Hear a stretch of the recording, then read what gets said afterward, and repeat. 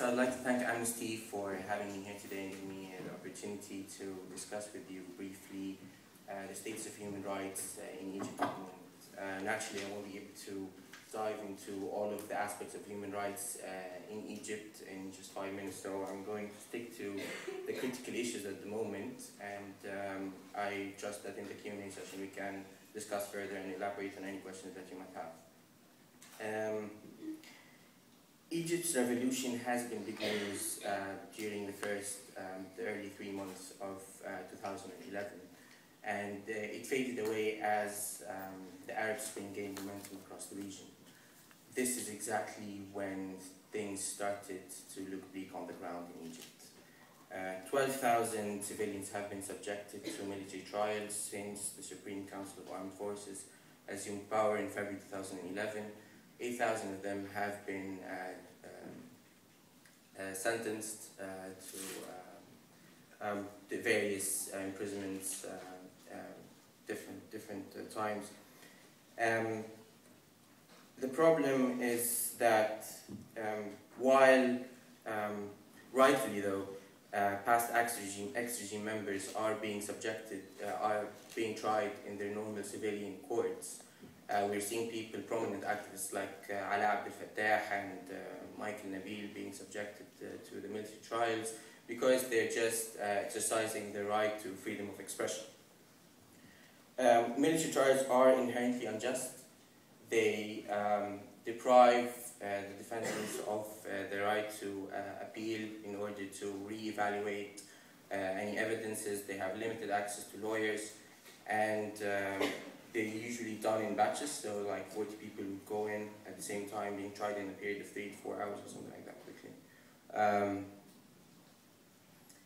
The several groups and NGOs and human rights organizations around the globe are addressing this issue. And this is exactly where the international community comes into play. This is where people like you would come into play, spreading awareness about the military trials and the injustice that's taking place in Egypt. It's important as well to talk about just yesterday the UN Human Rights Office issued a statement to call on the SCAF, which is the Supreme Council of Armed Forces, to release Alaa and other detainees because they believe that they have been just exercising their right to freedom of expression.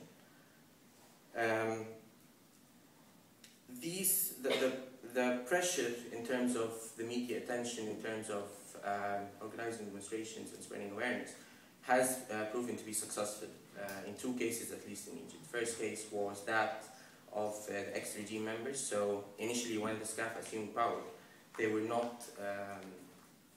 very reluctant to go through the trials of the ex-regime members. But after demonstrations took place and after several very strong pressure and media attention, they went through this. Another aspect was that of the right of Egyptians abroad to vote. We've been granted that right recently, and only that came after collaboration with different entities around the globe, organizing demonstrations in front of embassies, spreading awareness about the issue, and as well filing lawsuits in Egypt. Another aspect that's reminiscent of Mubarak's security apparatus is that of torture.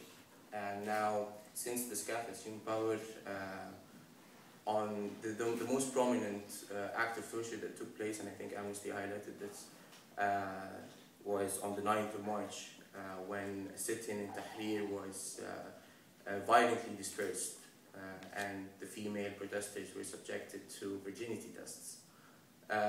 This was condemned worldwide, and yet no one has been held accountable for that.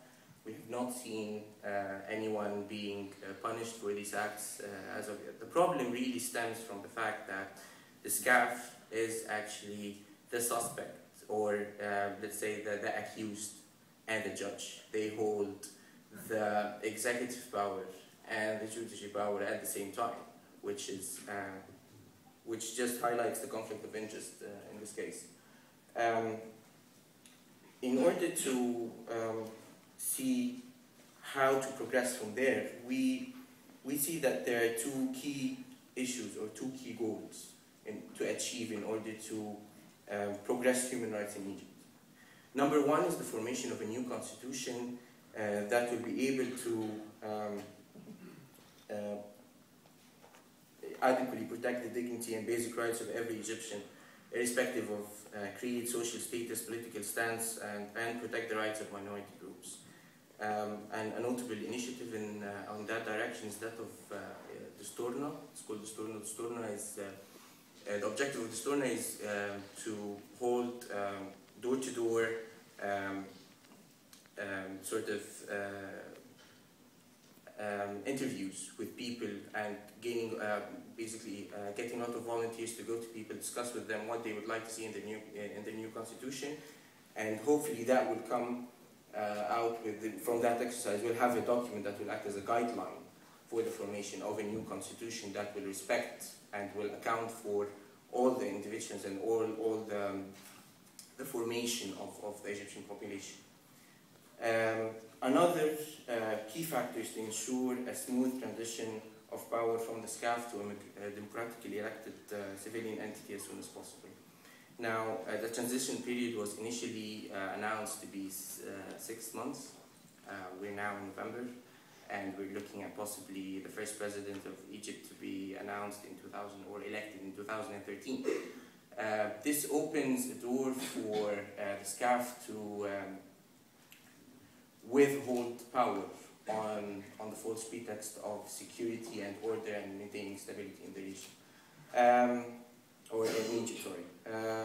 Several groups inside and outside Egypt are aware of this, and we are working or collaborating to spread awareness about that issue, and that the SCAF is basically just prolonging its presence in Egypt under that false pretext. And in addition to that, independent organizations in Egypt and abroad are monitoring the performance of the SCAF. So the objective is to make sure that the SCAF doesn't deviate from their intended task or their intended objective, and that they don't assume responsibilities that they shouldn't be assuming in this transitional period. Now, these actions and pressure tactics are imperative to sustaining progress in the aforementioned two goals that I mentioned.